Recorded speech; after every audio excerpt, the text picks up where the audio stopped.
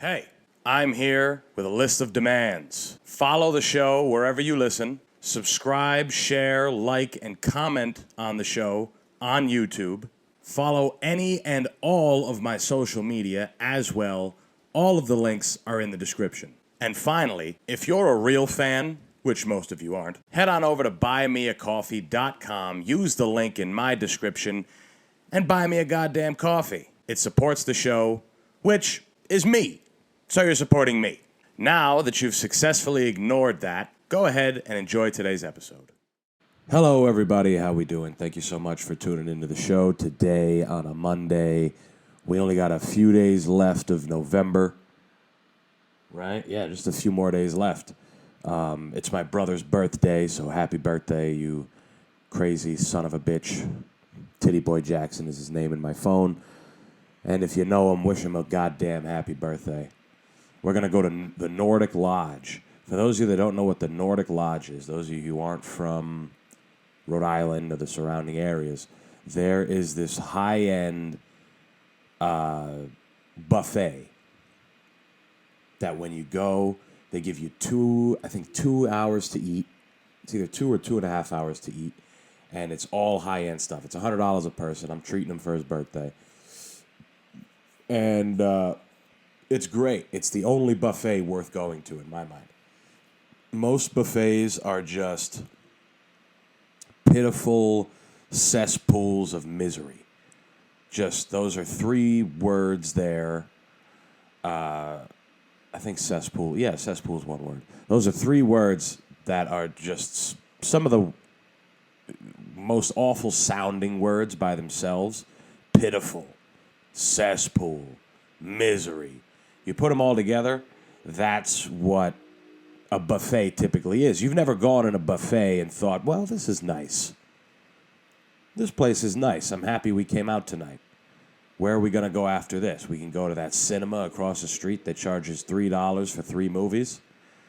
How about we do that? How about we go there where the AC is broken and you sweat and it's July? We could go do that if you want. You know, you go to a buffet and the lights are real. They're like I don't know, look like school lights. You know, and then there's lights on the food. I'm thinking of like Old Country Buffet. You know, you walk into that place and it's like, this is white trash. You know, but we used to go. We used to fucking love it. I used to like it. I used to love that shit. You know, but if your body wasn't tempered for it, and your stomach wasn't tempered for it, then you were fucked. One time I remember bringing Evan to the Old Country Buffet with my parents, and he threw up afterwards. And I was like, whoa, what? We come here all the time. We've never gotten sick, any of us. You know? Or maybe we did and we ignored the signs and we went back. That's how bad we were. But the Nordic Lodge is a good buffet, right? You get lobsters, you get fucking crab legs, bacon wrapped scallops. They got raw bar. They got fucking all kind of seafood. Then they got a carving station. There's roast beef and prime rib and oven roasted ham and turkey and fucking everything. And then they got sides, all the sides you fucking want, baked mac and cheese and mashed potatoes, whatever the fuck, anything that you can conceptualize, that's good. And then obviously for dessert they have a massive confectionery buffet, plus a Haagen-Dazs all-you-can-eat buffet. Like this one is worth it. This one's worth it. And while you wait, there's a nice patio area outside, and you can get drinks and tell fun anecdotes to your polo collar wearing friends with his wife who has a vein in the middle of her forehead that never goes away. What is that shit, by the way? I feel like I see that in women way more than I do men. Like that forehead vein right in the middle, or maybe not in the middle, maybe just a hair off center. And it just kind of disappears into the eyebrow. Or if they got it bad, it goes into the middle.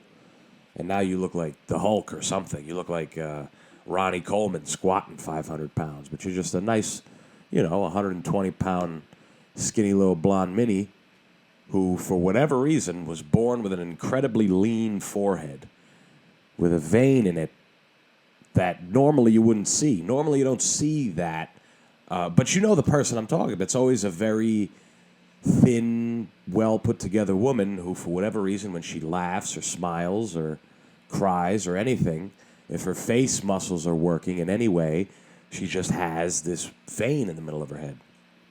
And those are the type of people that go to a place like the Nordic Lodge. Thin women who will not eat $100 worth of food, but they have polo scarf-wearing boyfriends who play golf and have a lot of money and they hang out. And then there's also people like me who go out as a treat. We're like, yeah, let's do it, me and my brother. Normally, it's like a big, you can't even do reservations there unless you have 20 or more people. That's a lot of fucking people. So they're used to that. Big droves of motherfuckers. That's good. That's a good business model. They're only open like 3 days a week, I think. They're open on the weekends. They close periodically. They're closed after December 10th. It's a great situation they got going on over there. And it is a buffet that's worth it. It's one buffet where you go in and you don't feel like you're in a scene in Fight Club. You know how all the scenes in Fight Club are very like gritty and, even the ones that aren't supposed to be bad, you feel uneasy in those scenes. Even Chinese buffet. Chinese buffets have gone downhill. Oof. They don't even have crab legs anymore. Chinese buffets were a staple in this goddamn country. I remember being a kid, and from what I've told you prior to this, you probably understand that my family doesn't have the best eating habits. But there was a Chinese buffet right down the street from us. We would go there all the time, and they had crab legs and shrimp, and we would even me as a kid, cracking the fuck out some crab legs. You're gonna eat what the fuck we're paying for. Okay, that's the thing with a buffet. You can't go and only eat what you paid for. You got to do more.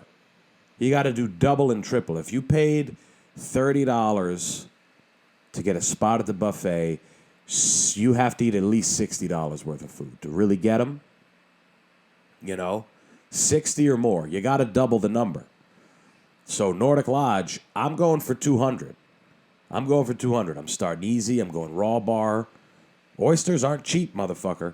I'll eat 2 dozen by myself. Sucking those motherfuckers down. Even at Buck-a-Shuck, that's $24 right there. Okay? Then you give me 2 lobsters. I don't know. I think they're a pound. I think they give you pound lobsters. You can get 2 at a time. You give me 2 of those. What's that? $60 right there. We're already at 100. Okay?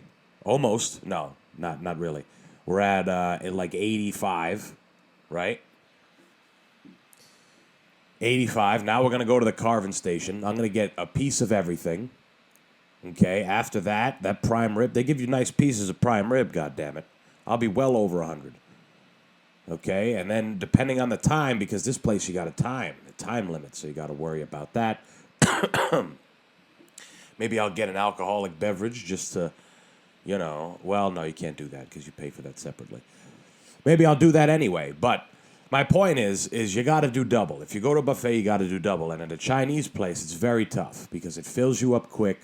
You're hungry, but not really until you leave, unless you take breaks. If you're there for the long haul and you really want to do it and you don't give a fuck what people think and you want to sit there for 3 hours, what you do is you go there when it's the lunch price.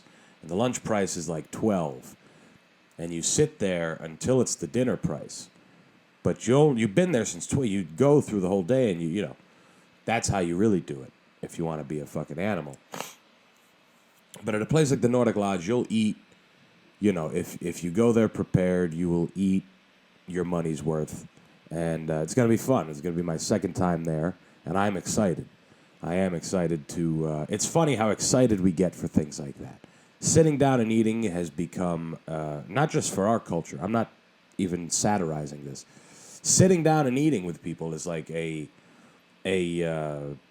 massive human cultural thing. Like it's embedded in us that we want to sit down and spend time with people through eating. There's so much that facilitates, right? It could be sentimental, right? You love this person, whatever. Familial, you get your whole family. It could be to do business. It could be a meeting. It could be to, give your daughter away as a hand in marriage, right? If we're in the 1940s, that's what it is. We've really grown as a society around the table. And now what has been on it as time goes on has gotten progressively more cancerous and not good for you. But that doesn't matter. That's like a second or third thought, right? You don't think that sometimes the cavemen sat around an animal that was not great for them. They ate it. They didn't have any concept. All they knew is that they shit more, or maybe you throw up every once in a while. They didn't understand the concept of cholesterol and all these things that we have created nowadays with our diets. But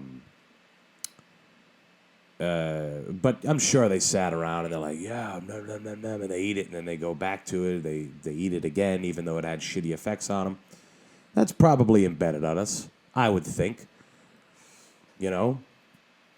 Sometimes we're creatures of habit. Sometimes we go back and we do the same thing, which is actually, I just said the same thing twice. So, goes to show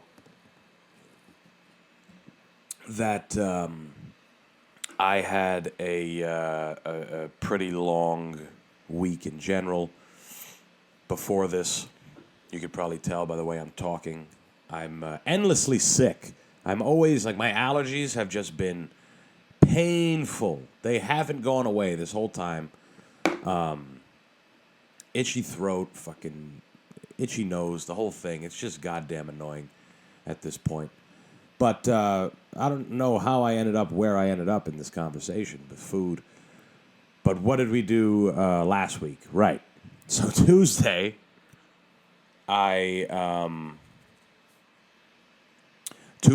I recorded the episode for Black Friday, which was a massive success. Kidding, of course. Nothing I do has ever been a massive success. Not even one thing. But we did that on Tuesday last week. Tuesday, I left and I went down to Providence to eat mushrooms. That's right, mushrooms. With two of my buddies, Kevin and Rob. And me, we all stayed at his crib. I slept over. But I didn't sleep, right? I really didn't sleep. I just stayed up all night, pretending to sleep while Kevin slept. We all stayed up till 3, smoking dope and whatever, watching television. I was incredibly high. I mean, my God. I mean, we ate the mushrooms and then we started smoking. We just smoked weed all night. I was so high because I don't take it in that dosage normally. When I smoke, it's just me alone. I'm trying to conserve my weed. I'll roll one blunt, smoke it throughout the day or something like that. Or I'll roll 2 small ones. But I remember sitting there being, God damn, I'm high. And it was late. I was tired. That mixes in. So we all said, all right, 3 a.m., good time to sleep. We watched, oh, fuck, how could I forget this? Before I get to how I didn't sleep at all that night, we watched Jersey Shore while we were on mushrooms. I mean, holy fucking Christ. At first, I was skeptical, guys. I never got into Jersey Shore. I never got into that. I have voiced publicly on this show my contempt for Italian Americans. I hate the way they act. They're annoying to me. They're dumb. And it bothers me when I see them. When I see them do things, anything. When I see some guy with who's jacked up and his hair's greased back, he's got a gold chain on, kind of like me, but he's got, a gold chain on, a gold watch, you know what I'm saying? And they got the button-down shirt, and they're showing, And he's with a woman who's leathery and tan, right? Leathery and tan, and she's got 18 pounds of gold jewelry on, and she's talking super loud with big fucking hair. Everybody's got to know that they're there, right? And they started off young, and now they're old. So the guy's got a bigger belly, and he's losing some of his hair, but he's not going to lose the cool. He's got that cigar in his mouth. He's got to scream about things.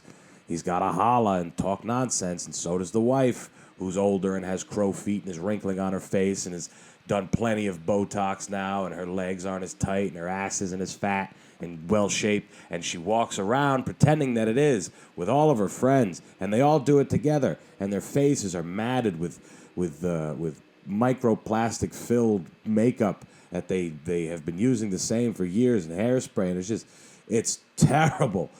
And I hate how much they pretend and how delusional they are in thinking that they are Italian. That's why it bothers me. Because I have been to Italy. I've been around Italians. Both of my grandparents. My mother is an Italian citizen. Okay? My mother came here when she was like 7. Both my grandparents, who fucking raised me, are Italian as fuck. Their family that's here, Italian as fuck. They're all like off the boat. And then I see their kids, right? My Uncle Dino. That's my grandfather's brother, okay? They were born in Italy. They came here. Different times. They came here at different times under different circumstances. But nonetheless, my Uncle Dino is Italian as fuck, okay? He's incredibly Italian.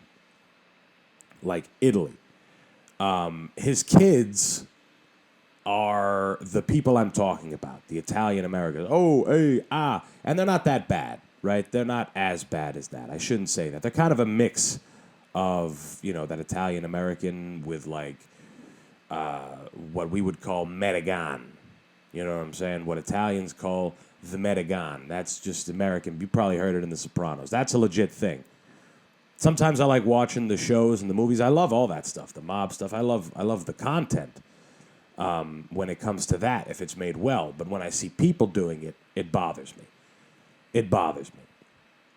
But they're very Americanized. And, I am too, but I don't hold none of that shit I don't wear none of that on my chest. You're never going to see me wearing a proud to be Italian shirt with Italy on it or Portugal or any of that fucking shit.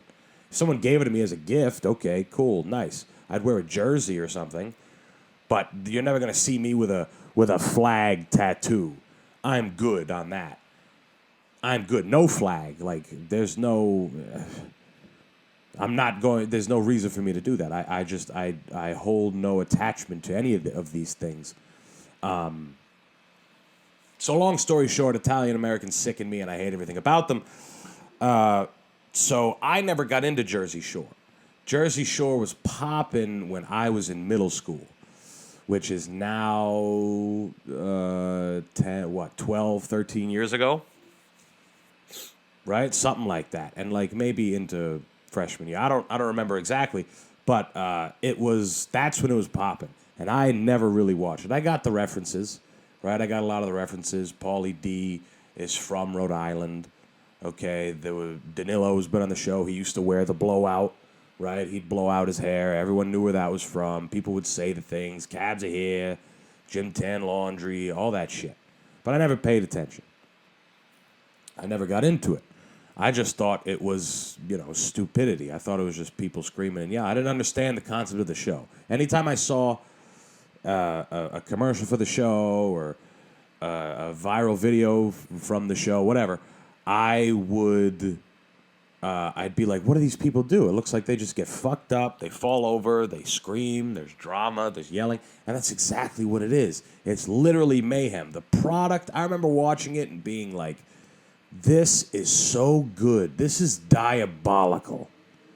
This is diabolically good because it is literally a synthetic environment. It's a synthetic environment of party animals thinking that what they're doing with this show is, I don't know, groundbreaking, which it was. thinking that they're doing something significant. How about that? You could argue that as well, that they did. But when it comes to like artistic merit, it's in the production of the show. That's where the artistry is. The actors, the people who are on it, because they are, in one sense or another, actors, right? They had to send in audition tapes. They had to act a certain way on the show to, amp it up a little bit more. They knew what their jobs were. They were getting paid a lot of money to do it. And they still are. I mean, residuals, the whole thing. Jersey Shore was an era. But where the artistic merit comes in isn't with the people involved on the front end. It's the people on the back end who are putting the show together. The edits, the understanding of how stupid the show is, and adding in stupid little funny, like a song that doesn't belong here, a sound or a word that was extra that didn't need to be included. Like, that just makes it that much funnier because they know how fucking stupid these people are. And it was funny. Like, it was definitely hilarious. I mean, I was on the mushrooms, too. I don't know if I'd be able to tolerate it. Not on it. A little more open-minded when you're on those things. But that was hilarious. Fucking very funny. And I want to thank Rob and Kevin for putting me on to that. Because it was great. Very fun. And then after that, after we got high till 3 a.m., we put on It's Always Sunny in Philadelphia, which is a show I never realized was so goddamn funny. Because it was. I mean, holy fuck. I've always heard it was funny, and it was hilarious. I've seen bits and pieces here and there, but I never really watched. I watched one full episode, and I thought it was great. It was when there was like a gasoline shortage or some shit, and they wanted to fill up big barrels with gas and just drive them home and sell it themselves, and they crashed, whatever. But we watched an episode, and this was crazy. This is the cyclical nature of mushrooms. I was speaking to my buddy Corey. Wow, I almost called him Tom. Sorry, Corey.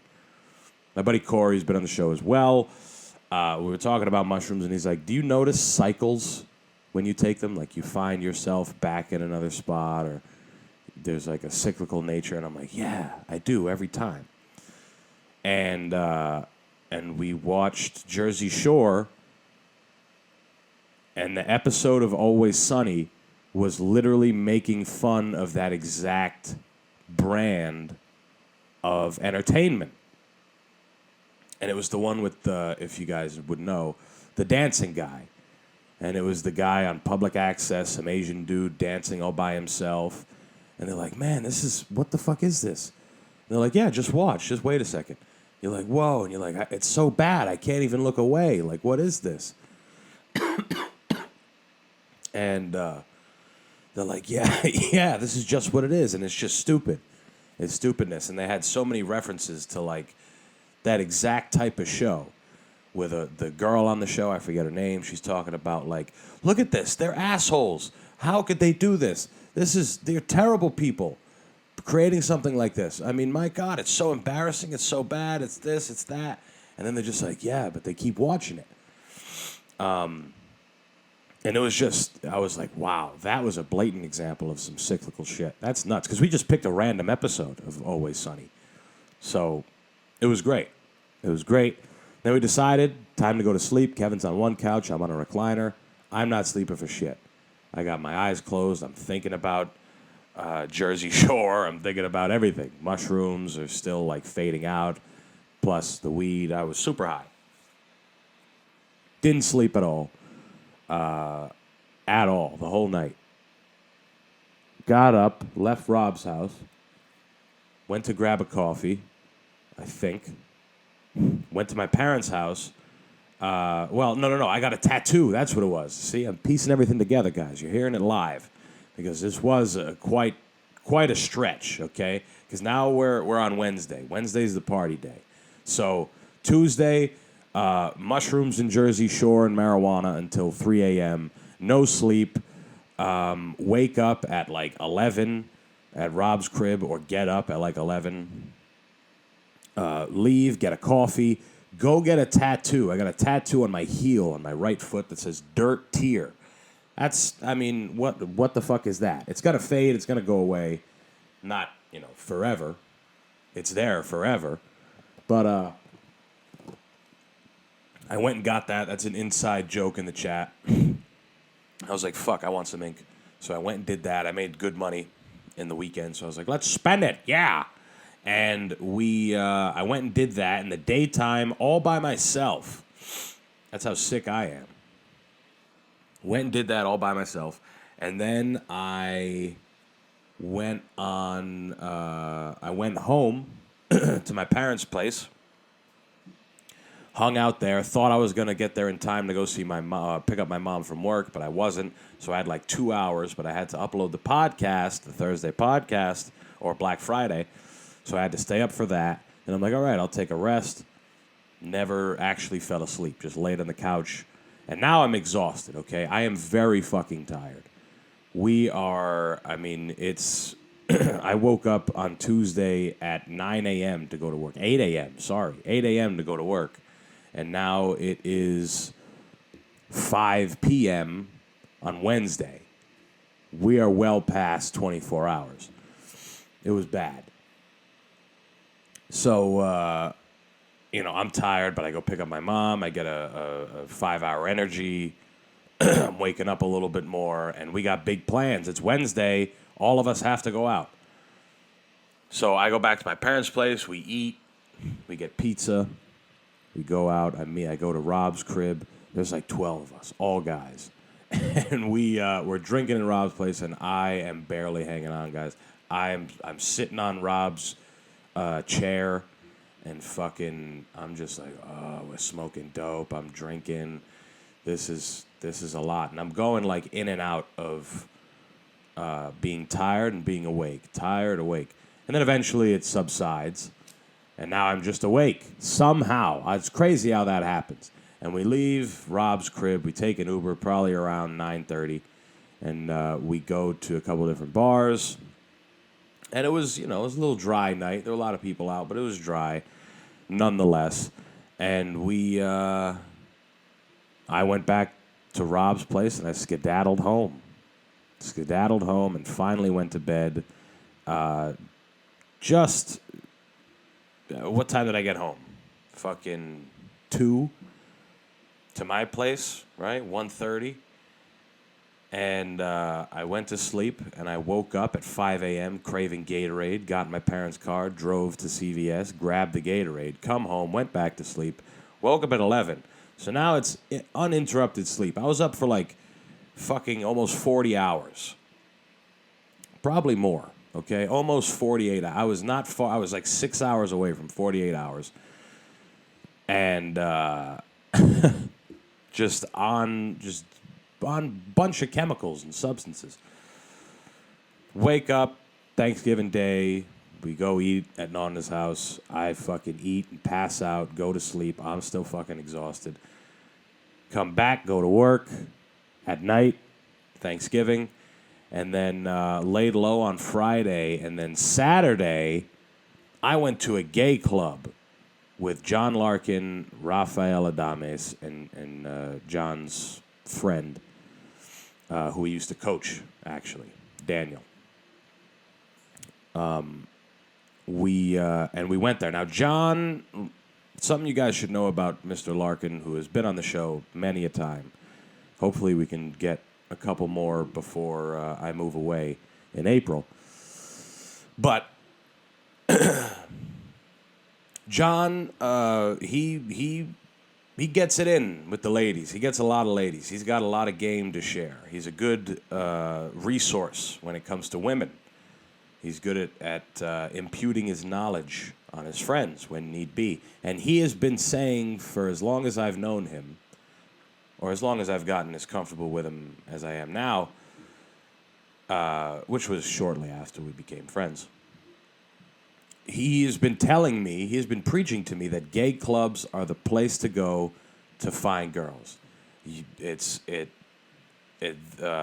vibe of a gay club is more conducive to fun, and these are things that he's telling me. Girls aren't as standoffish. They're a little more at ease. They're not expecting a straight guy to be there. And when they see a straight guy, they're like, oh, wait a second. You chose to come here? Like, you're pretty comfortable. Like, you know what I'm saying? It's almost like they're a little more trusting of you. You follow it. These are the things he's telling me. And I'm like, okay, interesting. But how do you get past the whole gay club thing? I got no problem with gay people.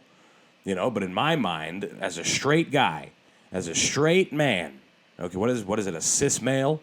As a straight cis male, white as well, I'm one of the worst creatures walking the planet, according to most people. I had no conception of what a gay bar would be. Just like a lot of other guys in my same predicament would attest to. Like, you know how many more straight guys would say no to going to a gay bar than the ones that would say yes? It's way more. Way more. So in my mind, I'm like, oh, man, this is going to be real gay. There's going to be a lot of gay dudes doing gay shit. And which, again, I have no problem with. But I just was never in a situation to be exposed to, you know, to that as much as... Like, think about it. Think if you went to, you know, wherever you get your chicken breast from. You go to the farm, whether it's a factory farm or a legitimate farm, and you go there, and they show you the process of how they slaughter their chickens. They show you the process. This is how they do it, all right? Your whole life, you've never had a problem with eating chicken. There's never been any, you've never even thought about it. There's been no contention in your mind about chicken, unless it's specifically Tyson. But there's so many people who eat Tyson and don't think twice about it either. So don't even worry about that. You never thought about what really, like, you know, kind of what happens at farms, right? But it's nothing, you know, they kill the chicken. Yeah, whatever. And then is the difference when you go to the farm and there's a bunch of chickens, and the way they do it is they throw them in some crazy machine that lops their head off and then defeathers them, and now they're a nice chicken. You know? It's not, that's how you would, it's different when you see it, right? This is what I'm thinking before being open-minded enough to go to the club. Like, now I'm going to see what really is happening, right? And in my mind, it's like, I don't know, there's going to be a lot of gay things going on. And when we went there, guys, I would argue that there was at least the same amount, if not more, women at that bar than men. I would argue that. And, of course, it was a gay bar. Of course, there's gay dudes dancing with each other, hitting on you, right? Fuck it. Take the compliment. Keep moving. Who the fuck am I? Nobody's giving me compliments. Nobody's giving me compliments. So I'll take it. Thanks, brother. Hey, you have a good one, my friend. Hope you get some tonight. Ain't coming from me, brother, but hey, I appreciate you. I appreciate you very much. Ain't nothing wrong with that. Ain't nothing wrong with that, goddammit. And here's the thing. John was right.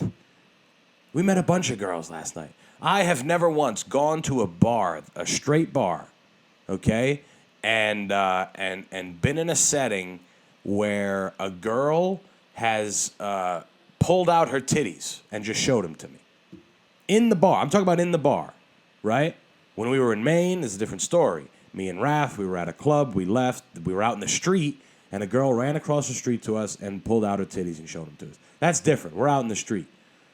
This girl looked at me. She said, "Are you gay?" I said, "Nah." And she goes, "You want to see my tits?" I said, "Yeah." And she said, "Bow," showed them to me right in my face. I was like, wow, this is the place to be.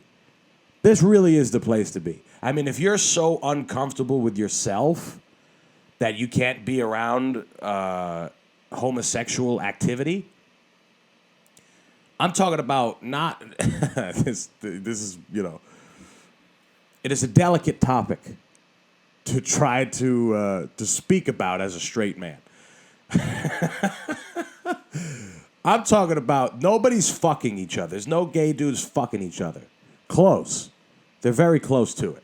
But there's no gay dudes fucking each other. There's no gay dudes sucking your dick or each other's dicks. Maybe they are, but it's not, it's just like any other club. You go to a club, there's couples making out, right? Couples making out, dancing real provocatively. You go to a gay club, there's gay couples. They're going to be making out, dance provocatively. It doesn't matter because there's swaths of single straight women or bisexual women or fucking lesbians. Like, there's swaths of them to look at and talk to. Like, it really is a game changer, guys. I am sitting here as a straight white male, the most destructive being on the planet, okay, saying that a gay bar is the place to be. It's the place to be. And they're open late. They're open till 3 a.m. No other bar in Providence. Why do they get that? Why does that bar get that? There's a smoking area. I'm pretty sure it's inside. Do you understand? This bar is called Ego in Providence. Listen, bro, I was a skeptic. I was a skeptic just like any other straight fucking guy would be. But John was right. We met a bunch of girls. We met a bunch of them. And it was worth my time. I will say that. It was worth my goddamn time. Well, let me take that back, baby, because I had to be up for work on Sunday, and I got home at like 4 a.m. Didn't sleep till like 4:30. So maybe it wasn't worth my time, but it was worth my money. How about that? A lot of the times it isn't worth the money to go into these clubs. You pay a cover charge, and you don't get no play. People are standoffish. Girls are tired of rejecting guys all night. They can't just be with their girls. Where at this place you can. You can, and they're more open because of that. They're more at ease because there's more there's more like-minded people there with them. More women and fucking gay dudes. So it's it was worth the money. It was $10 to get in. I'm like, hell yeah. What do you mean? It was great. Don't let nobody tell you guys different. And I know my friends are going to listen to this, and I want them to listen to this because next time we hang out, I'm suggesting it. I could give a fuck less what you think. It's facts. It's the goddamn truth, motherfucker. Now I'm a believer. I'm a believer. I couldn't leave her if I tried. Down, but then I saw her face. Yeah, it was in a gay club. Yeah, motherfucker. Anyway, with all this holiday talk,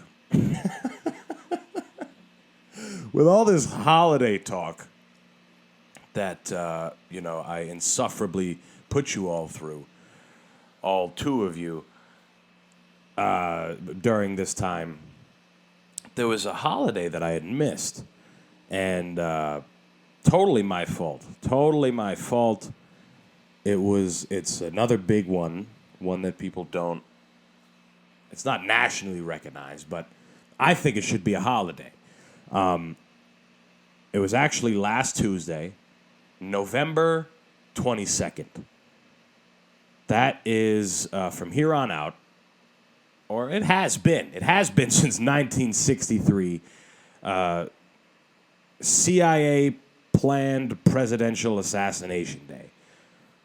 It should be a day where we get the day off from work. This should be an observance day. You know what I'm saying? We should at least, it should be on the calendar because that was the day that JFK was murdered, okay? That was the day that JFK was shot, and it is a day that is forever wrapped up in controversy. I know I'm a week late on it, but there's some interesting news going forward coming next month, which I'll talk about in a second.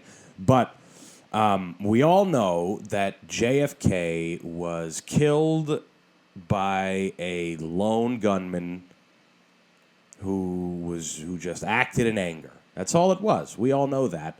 What I'm doing is making fun of that by saying that the CIA did it, which of course is, incredibly far-fetched.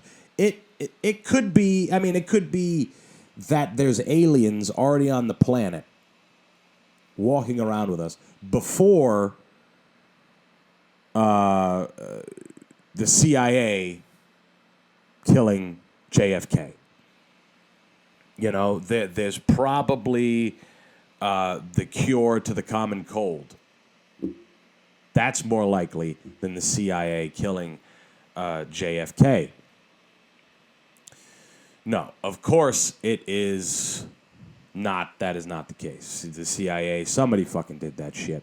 But people have been arguing for years and years and years, and plenty of years. People want to know who did it, what happened, what were the motives. There were so many different things it could have been. It could have been Cuba. It could have been Wall Street interests because he wanted to stop the Fed. It could have been LBJ. It could have been the Mafia. It could have been the CIA. It could have been the FBI. It could have been anybody. We need to see the papers. We need to see the goddamn documents. You don't think they'll lie on those two? Just being honest, right? I mean, they didn't lie on the MLK ones, right? Those are confirmed that they went and did that. And that's a big one. But JFK was a president. You follow what I'm saying? JFK was a president. And if an organization that operates for the president are the ones that killed him, I mean, you better hope everybody involved is dead. You better hope that everyone involved. But even then, I'm saying that like we're going to do anything. I'm saying that like anybody will get in trouble. It's funny. These are one of those things. This is one of the topics that people want to see justice served, right? They want to see retribution. They want to see, they want something back from, And I think that most people think that if we're told the supposed truth, that is enough. Will it be, though? Will it be? How much did life change when we found out that the FBI killed Martin Luther King? The FBI is still around. They're still killing people. They're still taking care of things. The CIA, we know how much shady shit that they've done. We know for sure. We know it as fact, guys. Or close to it.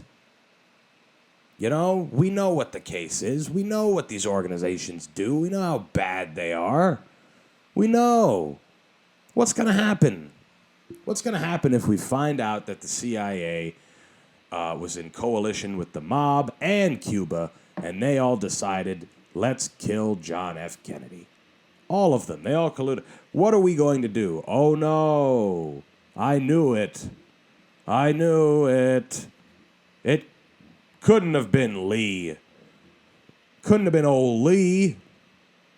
He was just a patsy. I knew it. I knew it. Let's go back to 1963 and stop it. No, it's done. The motherfucker's dead. He's been dead, right? It was bad. Not a good thing that happened. Bled into the rest of his family, right? Robert gets killed. Doesn't Junior get killed? I don't know. Everyone in his family, something bad happens to them. There's only like 2 of them that are around. They got wiped out. Isn't that crazy? That's crazy, right? It's crazy, but they were getting almost a little too powerful. Too powerful. Don't want that. Not the powers that be. You gotta be willing to eat at the table with them. You have to be willing to sit there with them, eat the same things the same way that they do it. And if you don't, you're dead. What does Joey Diaz say? Guiso. You're fucking done, cocksucker. But supposedly in December, Joe Biden, who could probably get assassinated by accident if someone shot him with a marshmallow shooter, You know, one of those ones you blow out. Poof! It's made out of like thin PVP pipe. Is that what it is? Who knows? Whatever. You know, he's saying that they're going to release the files in December, which is in a few days. So I don't know about you guys, but I will be following this situation right up until it gets postponed, because that's what's going to happen. Presidents and politicians have used JFK's murder as a way to keep people interested, right? As a way to keep people on their side, because everybody wants to know. Everyone wants to know what happened, what really happened. Everyone wants to know. The Pentagon told us there's aliens. You know, there was a pedophile island. We're finding things out, okay? We're finding things out as people. Epstein didn't kill himself. All his associates were also suicided, except for Ghislaine. She gets to live out the rest of her days doing yoga in a high-end prison, like Jordan Belfort at the end of the movie where he's playing tennis. Yeah, that's where she is, hanging out, doing well. But, you know, we're finding shit out. But every president, at least in recent years, has been asked about JFK's file. Trump said, well, I think it was in October of 2017, and he postponed it. All right? That's what's going to happen next. I highly doubt that in 2022, the way things are, you know, they're going to go ahead and do that. Even after saying that nobody's going to do anything, right? Nobody's going to do anything, you know? But I don't know if that's exactly what they want to do. Does Biden want to be the guy that tells everyone about what happened with JFK? Is he the guy to do that? I don't know. Trump is the guy to do that for sure.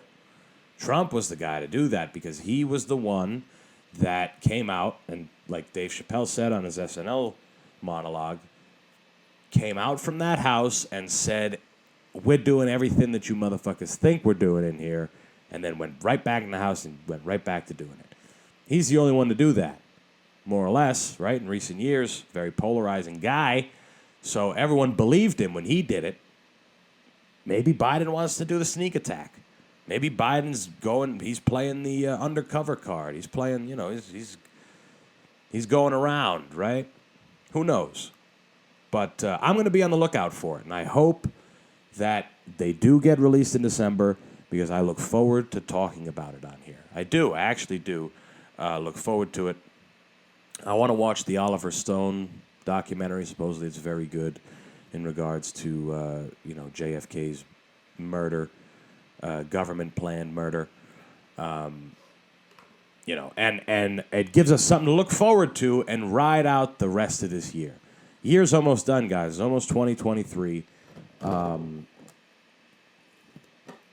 Almost, you know, a new year to fuck new things up in your life. So that'll be a good thing to get us cracking. Get us cracking, get us pushing for the next push. The next 365-day push. Finding out that your president was killed by the government that he was in power of. You know, setting in stone pretty much that we are entirely powerless. So that's good. That's good to know on the 4th of July, on New Year's Eve, or around that to Christmas time. That's good. I hope it comes out the week of Christmas. Ooh, what a gift that'll be. If Joe Biden, listen, if Joe Biden, right around Christmas time, I'll give him within 2 weeks of Christmas time. In either direction, within 2 weeks, which is the whole fucking month. Let's tighten the deal up. Within a week of Christmas time, okay? If he releases what happened to JFK, I will register to vote and vote Biden. I will. I will do that. I will vote for Joe Biden in my first ballot ever. It'll be written for Joe Biden for 2024. I'm guaranteeing you that. I'm saying it live on here right now that if within a week of Christmas he releases the JFK Files, done. I'm writing his name. I'm writing his name down. I don't give a fuck. I don't care if we're in 6 wars by then. I don't care if our economy is at 0. I could give a fuck less. That. He gave me a great Christmas gift if that's how it goes. So anyway, what else is going on? The World Cup. World Cup is one of those events that gets people excited for something that they otherwise would not be. You know, it's an example. It's a way to show where you're from, where your heritage is from, and how much you care about it by waiting every 4 years to dust off that Croatian jersey that your fucking weird uncle, who you think maybe killed somebody with a knife, and is hiding out here in the small town that you live in. Gives you time to get shit-faced with your buddies, go out to a sports bar, request the Croatia-Japan game, and sit there and watch that and pretend like you're a soccer fan. That's what we all do. We love the World Cup. We love the World Cup. We love the Olympics. They do a great job with it because it's a global thing, right? It's a global thing, tournament style, and it's not. They keep us on the hook, right? It's every 4 years, so it's very interesting the way that is, and it's compelling how much it ropes us in. Because, again, most people, especially in America, could give a fuck about soccer. And here's the thing. The people in America who care about soccer and wait for the World Cup, or here's the thing. Let me backtrack. The people in America who enjoy the World Cup don't give a fuck about what the American team does. All they do is use that event as an excuse to rep their ethnicity that they otherwise would have never thought about. They rarely think about it. Their great-great-great-grandmother moved to Tennessee from Sweden, so they're Swedish somehow. And and she married a guy who was fucking American. So that's their heritage, barely tied to it. Don't know anything about it. Don't know anything about, their family's been here for generations. All they know is when the World Cup comes on, the townie bars turn it on, Dave & Buster's in the mall turns it on, all the places that you frequent, you're going to hear about it, the commercials. Oh, wait a second, Denmark plays today. And you turn it, and now you sit there, or wherever the fuck I said, Sweden, you sit there and you watch it, and it's great. But what's interesting is it's in Qatar, right? Which is obviously it's an Islamic country. Everybody's Muslim there, so people can't drink, people can't film in certain situations. There's certain things that people can't do. It's very interesting, very interesting. All the money that they're bringing there, they're also destroying the country. All right, that's what these big things do. They fuck up the country bad. But they also bring a lot of money. They bring a lot of people in, a lot of tourism, whatever. So it's interesting that they're able to do this. They agreed, yeah, Qatar, let's do Qatar. And Qatar said, yeah, let's do it. But we're not going to tell you all the things you can't do until you set up shop. Just assume that none of our values will apply because of how grand a scale this is. And go ahead and do this. And that's probably what they did. They assumed that, and now people are in stadiums who've traveled from England and Thailand and these places where people drink and have fun. And now they can't do it. There's certain things they can't do. It's interesting. It's crazy how on a major world scale, a major event like that, even still, there are these mind shackles, that's what I'll call it. And I don't want to insult anybody's culture. I know I would never do something like that. But It is stupid, right? It's kind of dumb. It's a dumb situation. Another interesting situation with the World Cup that I found out, Budweiser was supposed to be the national, or it was supposed to be the sponsor. They were supposed to be the beer for the show. There was supposed to be the sponsored beer for the World Cup, and they put in about $75 million in advertising. Lots of money to make this happen. They got stuff made. The only reason I know this is because they gave us Budweiser shirts and scarves. I got a sick-ass Budweiser World Cup scarf to wear. They gave us them at work because we had the World Cup on. We're all working, whatever. They wanted us to have the gear. But what's interesting is the World Cup pulled the plug on that and switched to Coors Light. And Coors Light became the sponsor. So I have some limited edition shit.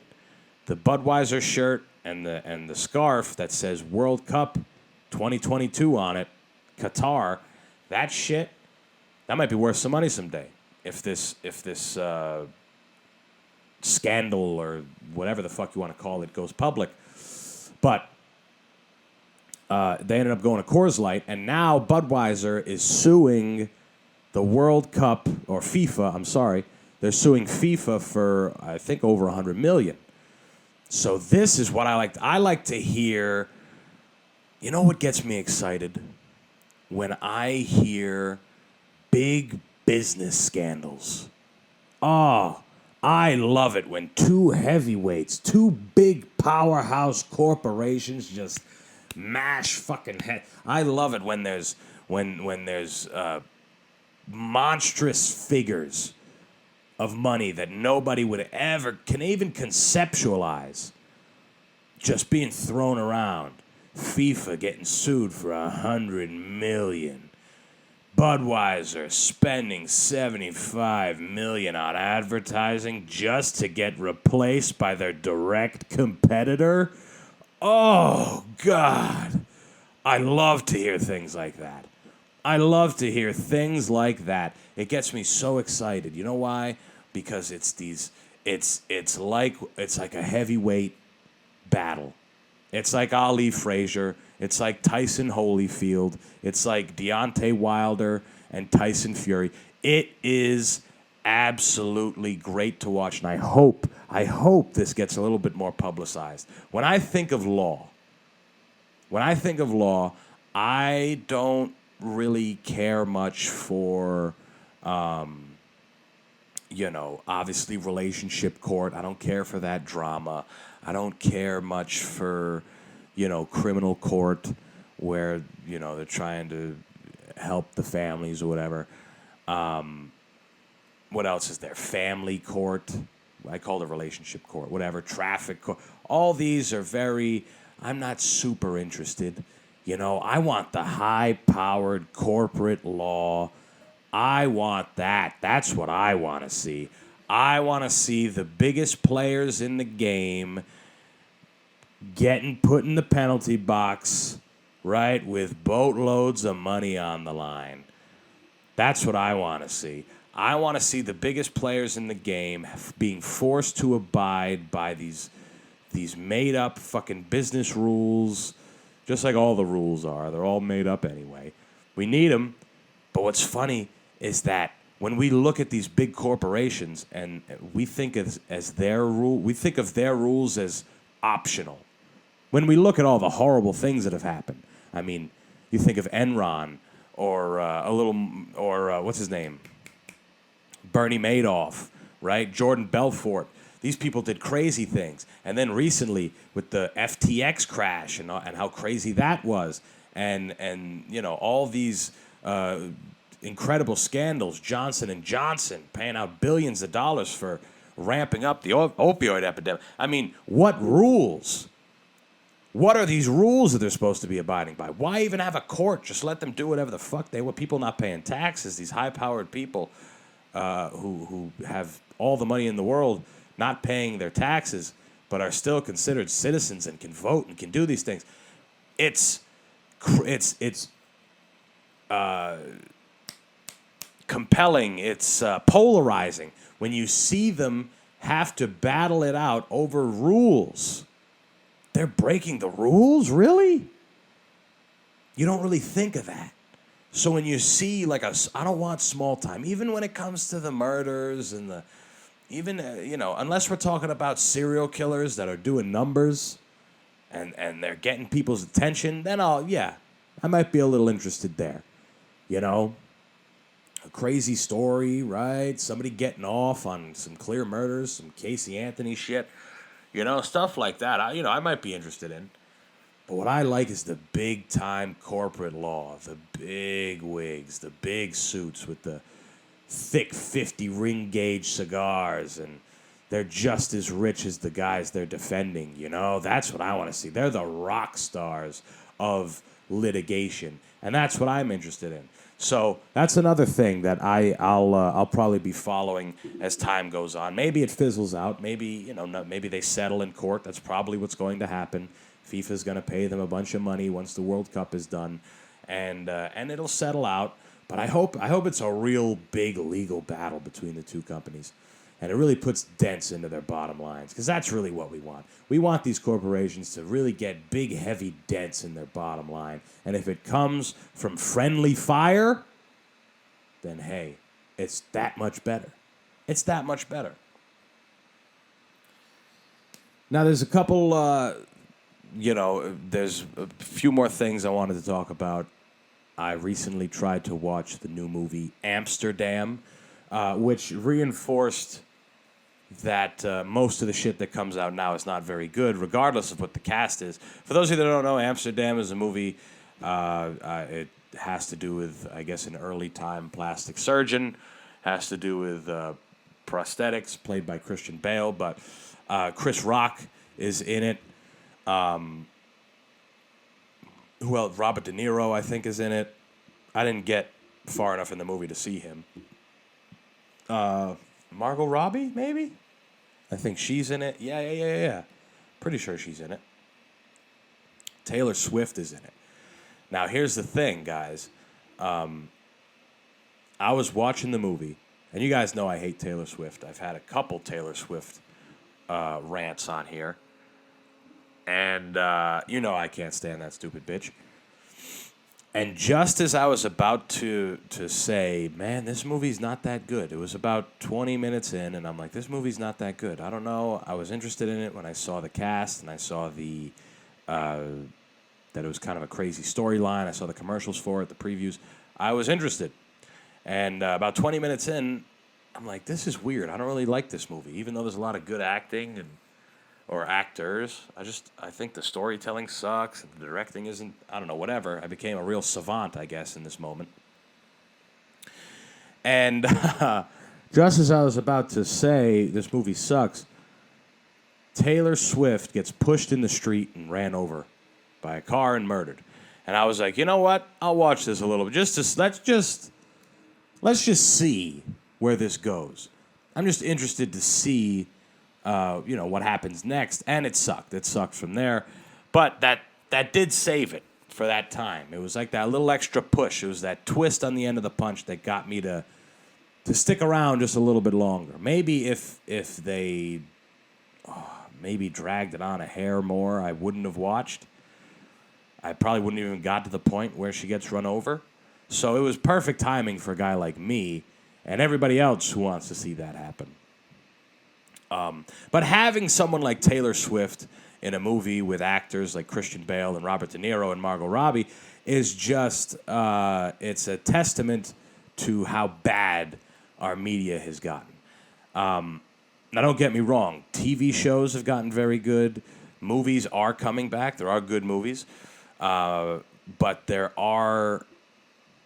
you can't deny that the person who directed this movie probably thought, with the ensemble cast, with the interesting story, this is going to be a big deal. This is going to be good. The people involved are probably like, yeah, this will be good. This is going to be nice.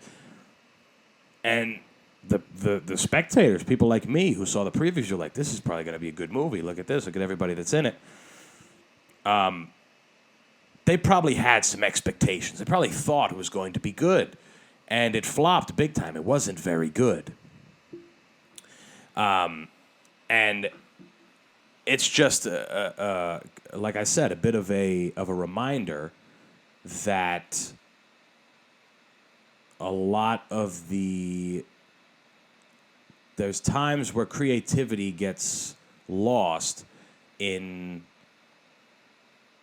exchange for, I don't know, higher end, getting on the higher end, right? Like, for example, it's just like someone going commercial to make more money, right? They're not playing or doing the thing that they really want to do. They know it's commercial. They know they're selling out, but they do it anyway because they're going to get paid. It's kind of that same idea. You know, it's rare to get an ensemble cast like that, plus a superstar like Taylor Swift, get them all on the same page and get the director to, like, you can have a really good movie if the director is really good and the actors may not be as well known, but they're good. You can have a really good movie that way.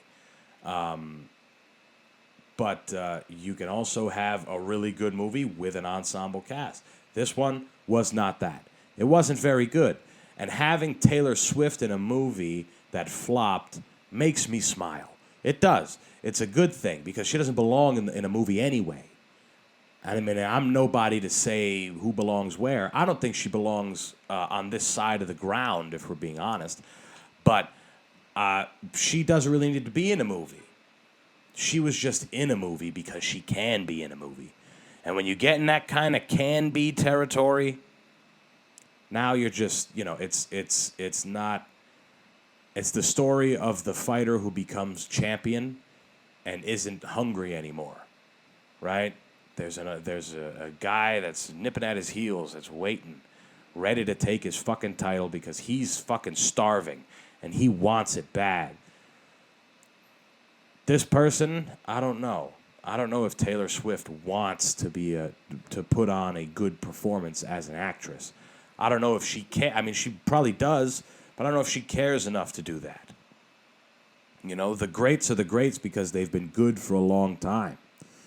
They've been good for a long time, and they were found when they were good, and they were, you know, and then the new people are good because they're good. They've been doing good, and they've been working at it.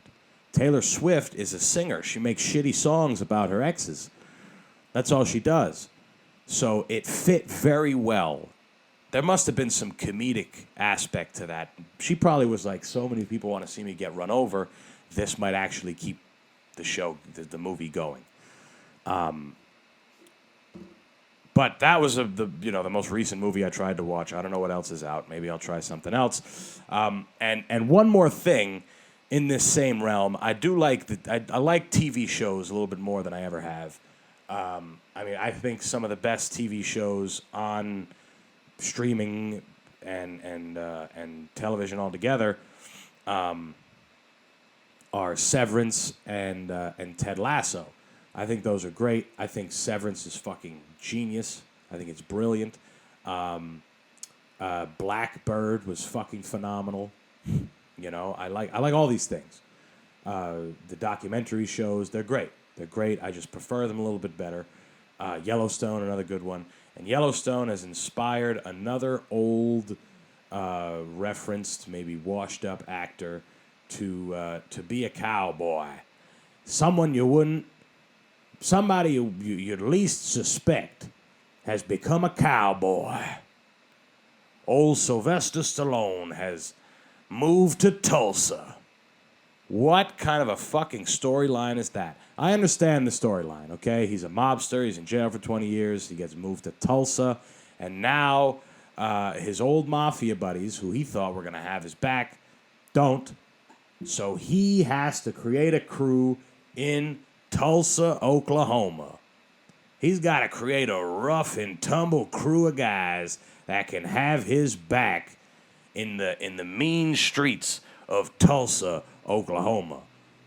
A 25-year-old, a felon, a prisoner who was in jail for 25 years, hasn't learned his lesson, and he can't leave that life no matter where he's gone. So he's in Tulsa, and he's gonna get them good old boys, that ranch, and they bale hay in the fields all day, and they drive tractors, and they spit. They fuck their wives while they still got their jeans around their ankles. And that's what they do, and they're going to help, and they shoot shit. They shoot shit. They got massive acres of land where they can bury bodies. That's what Sylvester Stallone is doing right now. He's a cowboy. Do you guys understand? Do you guys understand? I just praised television and episodic TV shows. Okay? I just said that they are at the peak, not at the peak, but they're doing very, very good work. Okay? And now this is an idea that has made it to a major streaming platform. Paramount Plus has grown. It has grown. It's big. I liked Paramount Plus when I had it before. And they paid Sylvester Stallone, who is 85 years old and has more plastic in him than our oceans, and they're paying him to be the head of a crime gang in Tulsa, Oklahoma. That is the show. Do you guys understand that that is the show? Sylvester Stallone, you know, the guy who made all of his money on being a jacked up moron who shoots people or beats people up. That's all he's ever done. And now there's a variation of that, but it's not where we're used to. You never look at Sylvester Stallone and it's like, wow, what a diverse character actor he is. He can put himself in anybody's shoes, in any situation in the world.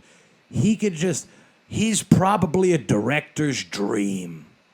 Sylvester Stallone is somebody that you can throw a script at, and in the next day, he's got it down. He's got it to a way that you were like, whoa, I wasn't expecting this.